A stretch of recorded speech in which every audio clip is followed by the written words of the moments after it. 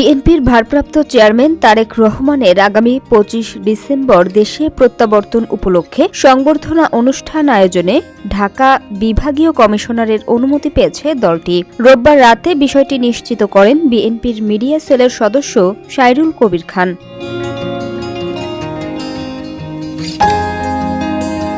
তিনি জানান, দলের ভারপ্রাপ্ত চেয়ারম্যান তারেক রহমানের ঐতিহাসিক স্বদেশ প্রত্যাবর্তন উপলক্ষে সংবর্ধনা অনুষ্ঠান আয়োজনের জন্য লিখিত অনুমতি পাওয়া গেছে। রোববার রাত 8:30টায় বিএনপির সিনিয়র যুগ্ম মহাসচিব অ্যাডভোকেট রুহুল কবির রিজভীর কাছে এ সংক্রান্ত অনুমতিপত্র পাঠিয়েছেন ঢাকা বিভাগীয় কমিশনার শরফ উদ্দিন আহমেদ চৌধুরী।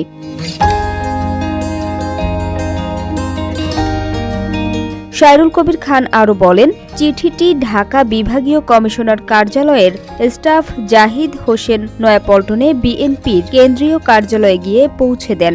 সেটি গ্রহণ করেন বিএনপির কেন্দ্রীয় কমিটির সদস্য সাত্তার পাটোয়ারি।